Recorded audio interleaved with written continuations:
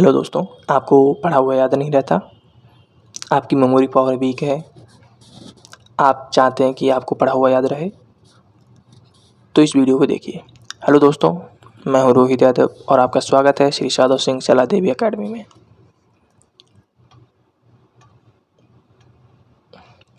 सबसे पहले हम लोग जान लेते हैं कि जो इफेक्टिव स्टडी है उसका महत्व क्या है। इफेक्टिव स्टडी से क्या होता है कि जो हमारा स्टडी टाइम होता है वो कम हो जाता है, हम ज़्यादा से ज़्यादा चीज़ों को कम समय में याद कर पाते हैं। दूसरा आता है कि हम अपनी मेमोरी स्किल्स को कैसे इनहेंस करें, वो भी हम लोग सीखेंगे।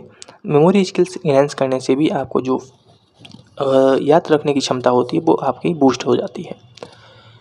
सबसे पहले हम लोग बात करेंगे स्टडी टेक्निक्स की। आपको पढ़ते समय क्या करना चाहिए। सबसे पहले आपको पढ़ते समय अपना माइंड बनाना पड़ेगा कि हम पढ़ने जा रहे हैं। कुछ बच्चे तो ऐसे होते हैं कि केवल पढ़ने के लिए बैठ जाते हैं, लेकिन उनका मन ही नहीं होता पढ़ने का। जब तक आपका पढ़ने का मन नहीं होगा तब तक आप कैसे अच्छा पढ़ पाएंगे, आप कैसे फोकस कर पाएंगे। तो सबसे पहले आपको प्रिपेयर करना होगा अपने आप को कि हम पढ़ने बैठने वाले हैं। दूसरा होता है कि अपना जो फोकस है और कंसंट्रेशन है उसको बढ़ाने के लिए कुछ एक्सरसाइजेस कीजिए। सबसे बढ़िया एक्सरसाइजेस के लिए आप क्या कर सकते हैं कि मेडिटेशन कर सकते हैं। मेडिटेशन एक बहुत ही बढ़िया एक्सरसाइज है फोकस बढ़ाने के लिए और कंसंट्रेशन बढ़ाने के लिए। अगर आप सुबह 10 मिनट और शाम को 15 मिनट कर लेते हैं मेडिटेशन, तो आपका जो फोकस है वो गजब का हो जाएगा। जब भी आप पढ़ने बैठते हैं तो आपके जो आसपास का एनवायरनमेंट होना चाहिए वो काम होना चाहिए, यानी कि शांत होना चाहिए। जब तक आपका जो आसपास का एनवायरनमेंट शांत नहीं है तब तक आप फोकस कर ही नहीं पाएंगे।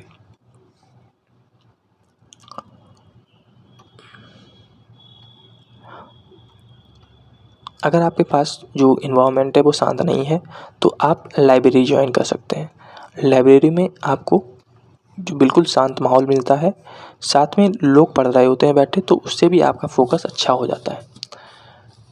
अपनी जो मेमोरी पावर है उसको इनहेंस करने के लिए आपको बैलेंस डाइट लेनी चाहिए और एडिक्वेट स्लीप लेनी चाहिए, यानी कि अच्छा खासा सोना चाहिए।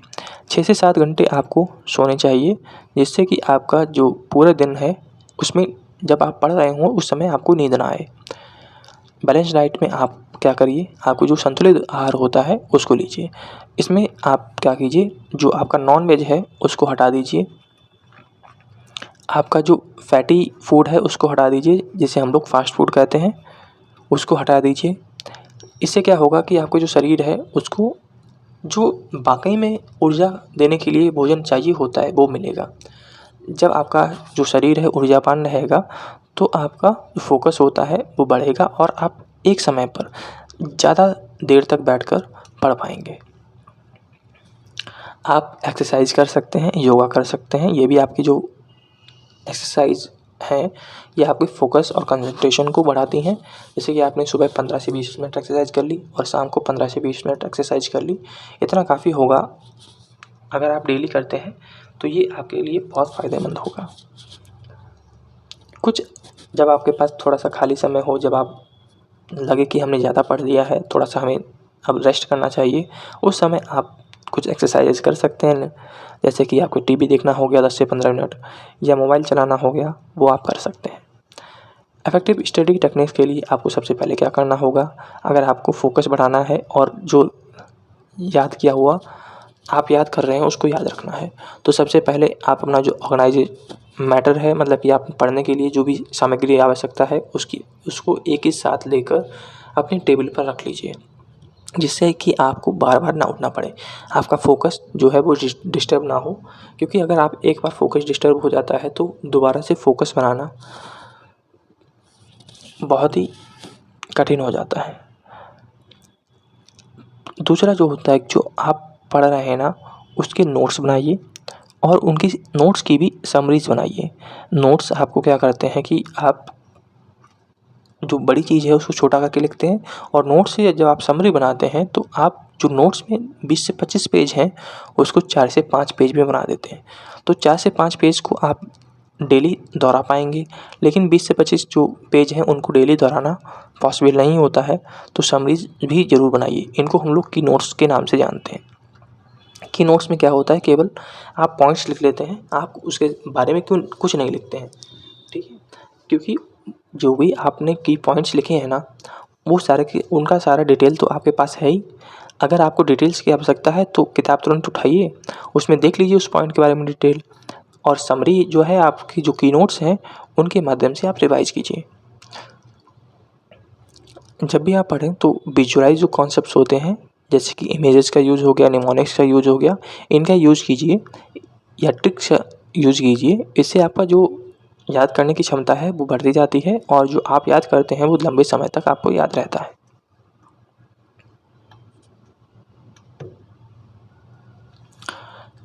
तो मेमोरी रिकॉल करने के लिए आपको निमोनिक्स का यूज़ करना चाहिए, इमेजेस का यूज़ करना चाहिए और ट्रिक्स का यूज़ करना चाहिए। तेज़ तेज़ पढ़ना चाहिए। अगर आपके पास जो इन्वायरमेंट है ऐसा है कि जहाँ पे आप तेज़ तेज़ पढ़ सकते हैं, तो थोड़ा सा आधा घंटा 1 घंटा थोड़ा सा तेज़ तेज़ पढ़िए। Create cues during study season. आप जब पढ़ रहे हों तब उस समय आप क्यूज़ कर सकते हैं। क्यूज़ आपके लिए बहुत इम्पोर्टेंट होती है। जो भी आपने पढ़ा है अगर उससे रिलेटेड कुछ क्वेश्चंस कर लेते हैं तो जो आपने टॉपिक पढ़ा है वो लंबे समय तक आपको याद रहता है।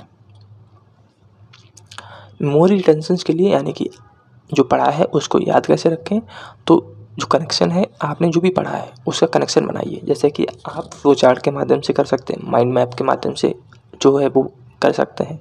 जैसे आपने एक टॉपिक पढ़ा एशियंट इंडिया, तो उससे रिलेटेड आप सबसे पहले मेन पॉइंट एक साथ लिख लीजिए, ठीक है। जब आपने मेन पॉइंट एक साथ लिख लिए, फिर उन पॉइंट से रिलेटेड जो भी पॉइंट हैं उनको एक साथ लिख लीजिए। इसी तरीके से आप हर टॉपिक का अपना जो फ्लो चार्ट है या माइंड मैप है वो बना लीजिए। जब आप माइंड मैप या फ्लो चार्ट बनाते हैं ना, तो उससे जो आपकी ज़्यादा इन्फॉर्मेशन होती है उसको कम शब्दों में ही आप आसानी से याद कर पाते हैं।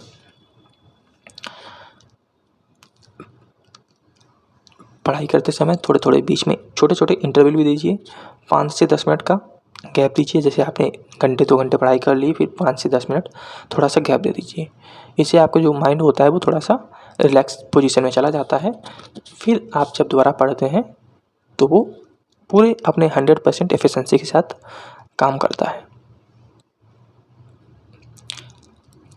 हमेशा पढ़ी हुई चीज़ों को रिवाइज ज़रूर कीजिए। इससे क्या होता है कि जो आपका एक्टिव रिकॉल है वो तेज़ हो जाता है, कि आपने जो पढ़ा है तुरंत ही आपको याद आने लगता है।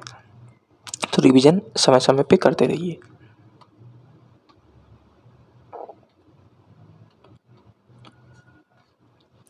अगर आपको टाइम मैनेजमेंट करना है तो टाइम मैनेजमेंट करने के लिए आपको क्या करना है, अपने स्टडी शेड्यूल को बना लेना है।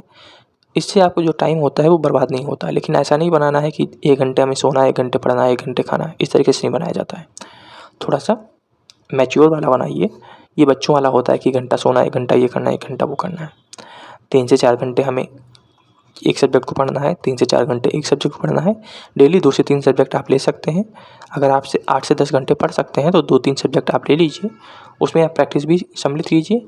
उसमें आपका जो रिवीजन है उसको भी सम्मिलित कीजिए, और नया पढ़ना है उसको भी सम्मिलित कीजिए।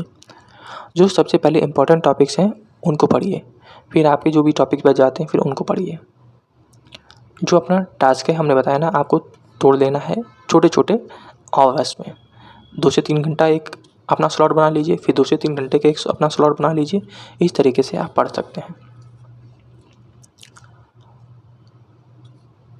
Review and revision of your material. जब भी आप पढ़ते हैं उसका रिवीजन करना बहुत आवश्यक होता है। अगर आप रिवीजन नहीं करेंगे तो आपने जो पढ़ा है वो कभी आपको याद ही रहेगा ही नहीं। आप चाहे जितनी भी कोशिश कर लीजिए, आप रिवीजन नहीं करेंगे तो आपको याद रहेगा ही नहीं। अपने जो क्विज़ेज़ हैं उनके साथ प्रैक्टिस कर सकते हैं। जब क्विज़ेज़ देते हैं तो आपको ये भी पता चल जाएगा कि आपको उस टॉपिक्स में कौन कौन सा जो पॉइंट है वो छूट गया है, आपने याद नहीं कर पाया है, तो वो उसे आप याद कर सकते हैं। तो क्विज़ देना इम्पॉर्टेंट होता है। आप हर एक चैप्टर पढ़ लीजिए, उससे फिर क्वेश्चन कुछ दे लीजिए। इससे आपका जो चैप्टर होता है वो अच्छी तरीके से कंप्लीट हो जाता है।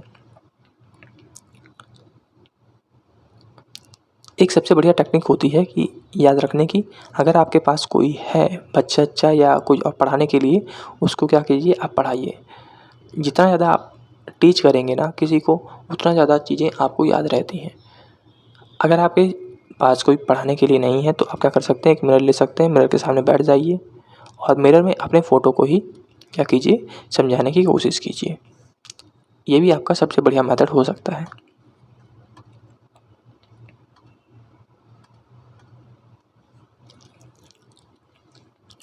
मोटिवेशन के लिए अपना जो बढ़िया माइंडसेट है उसको हमेशा डेवलप कीजिए। रियलिस्टिक गोल्स बनाइए। ये नहीं कि इमेजिनरी गोल्स बना लिए, हम आज 10 किताबें पढ़ लेंगे, 20 किताबें पढ़ लेंगे, ऐसा कुछ नहीं होता है। आप रियल गोल्स बनाइए जिसके माध्यम से आप आसानी से चीज़ों को पढ़ पाएँ। जब भी आप थोड़ा-सा अपना जो टाइम टेबल बनाया है या जो स्लॉट्स बनाए थे उनको अचीव कर लेते हैं तो अपने आप को क्या कीजिए, डिवाइड कीजिए। यानी कि थोड़ा-सा घूमने चले गए या कुछ बढ़िया चीज़ें खाने के लिए चले गए, यानी कि थोड़ा फ़ास्ट फूड खा लिया, ये चीज़ें सारी चीज़ें हो जाती हैं। तो कंक्लूजन में हम लोग जो चीज़ें हैं वो सब कुछ हम लोग जान चुके हैं। इन चीज़ों को जो भी हम लोगों ने सीखी हैं इस वीडियो में, अगर उनको आप अप्लाई करते हैं तो आपको गारंटीड जो है वो फ़ायदा होगा। इसमें कोई भी नहीं रोक सकता है। आपको कंटिन्यूअस इम्प्रूव अपने आप को करते रहना चाहिए। ये नहीं कि एक बार थोड़ा-सा हमें गलत हो गया हम छोड़ देंगे, ऐसा नहीं करना है। क्योंकि जब आप धीमे-धीमे पढ़ते रहते हैं ना तो आपको याद जो किया है वो याद रहेगा ही रहेगा। इसमें कोई रोक ही नहीं सकता है अगर आप रेगुलर हैं। अगर रेगुलर नहीं हैं तो आपको दिक्कत होगी। स्टे मोटिवेटेड, हमेशा मोटिवेटेड रहिए। इससे भी आपको जो फ़ोकस है वो बढ़ाने में मदद मिलती है।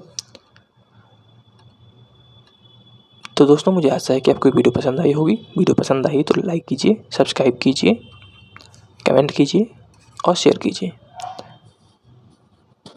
तब तक के लिए बाय बाय। फिर मिलेंगे नए वीडियो के साथ।